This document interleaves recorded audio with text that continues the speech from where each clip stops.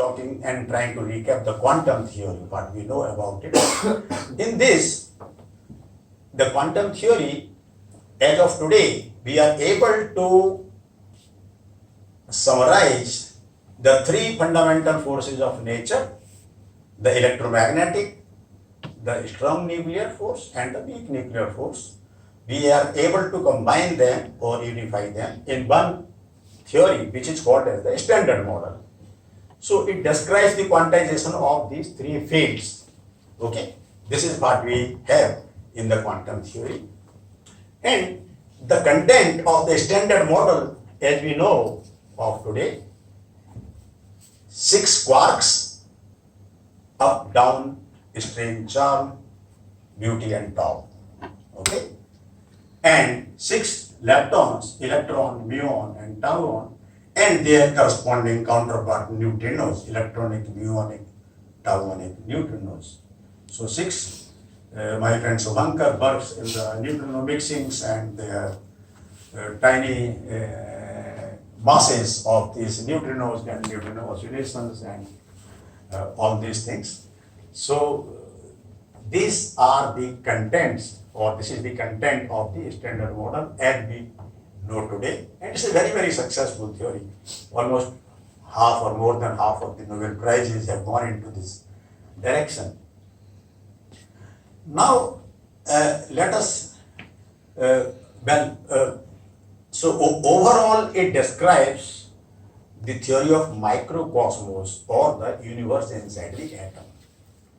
The standard model, it sums up all these three fundamental forces of nature into one particular theory known as the standard model.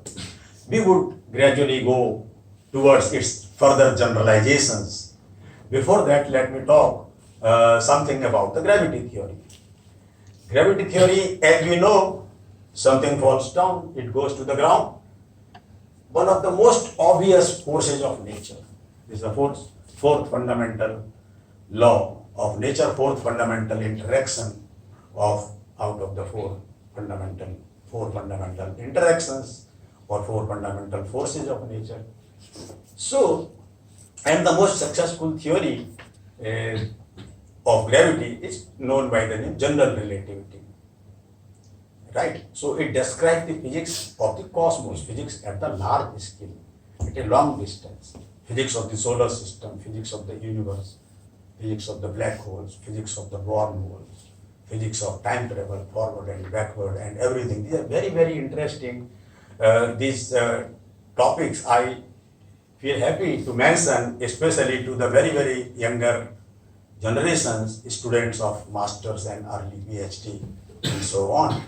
Of course, the learning continues forever. I still remain a student of physics, and I try to keep learning physics. I try to educate myself every day from everybody. So, this is the status of gravity. Now, let me tell you something very interesting.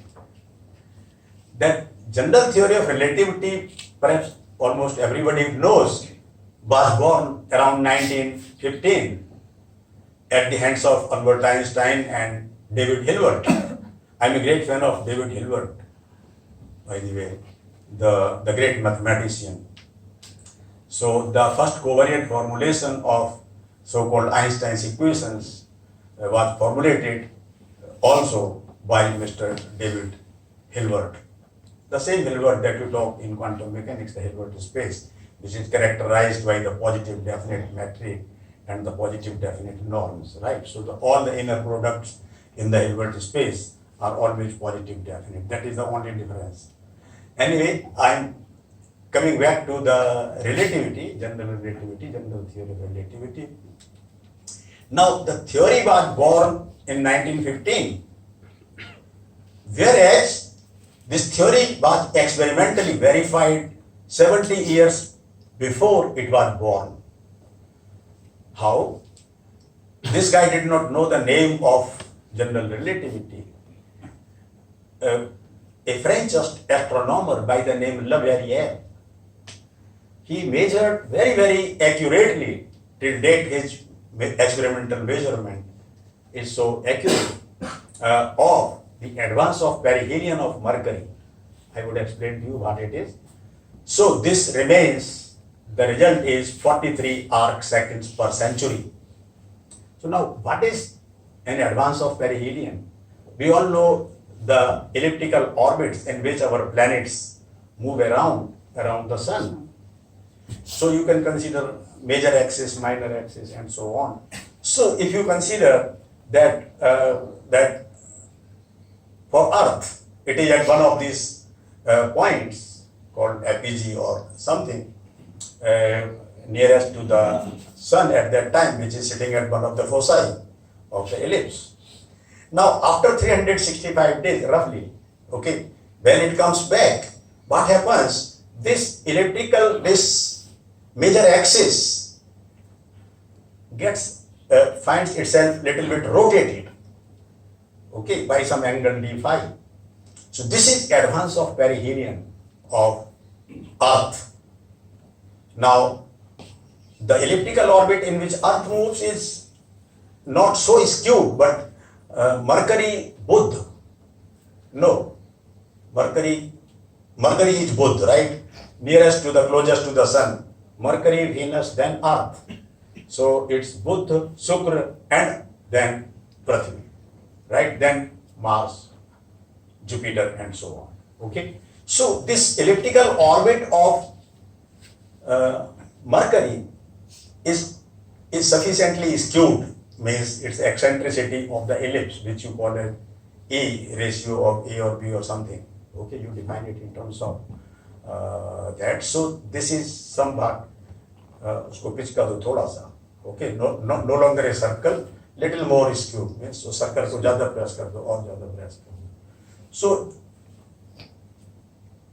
the advance of perihelion of Mercury is little more appreciable than that of Earth for this reason, and also Mercury takes about 88 days for one revolution. So this person Leverrier, he measured it per century for that region, okay. So per century it is 43 arc seconds. So this is the first and if you, well, one can also calculate it in non-relativistic mechanics, but in general relativity you can make a much more accurate calculation for this advance of perihelion of Mercury. It's, even now people do it in different gravity theories. Recently some of our students at Delhi University, they have a paper in which they talk about the advance of perihelion and they calculate it in some kind of string models. Okay, so I mean, these are some very standard things, you see, and there is always room for improvement. So you don't have to think that the present day guys have finished the things. No, it's always an unfinished story and there is always room for adding more and more to it. Now, in the last 10 years or so, you have also read about the mapping of the black hole image.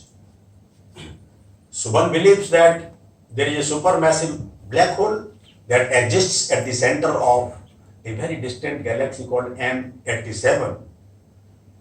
And this black hole is so big and so huge and so massive, it's almost 6 to 7 billion times heavier than the mass of our solar system.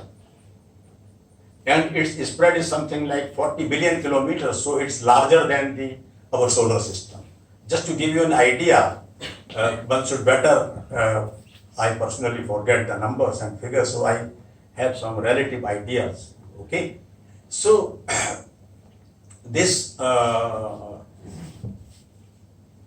now, mapping the image of this black hole, sitting on Earth through an array of so-called event horizon telescopes. There is an array of 8 event horizon telescopes that are located at different parts of the Earth, and you eventually reimagine. So one calls it construction of the image. That's more scientific, construction of the image of a black hole. You can do that, and this is what we have seen even in the newspapers. It was such a popular news.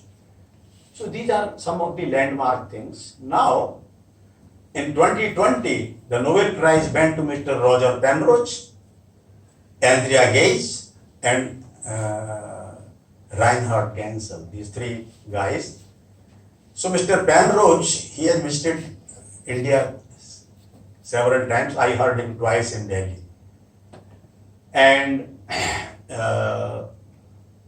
he predicted or discovered theoretically that there is a supermassive black hole also at the center of our own Milky Way galaxy, at a location which is named by the name SGRA star.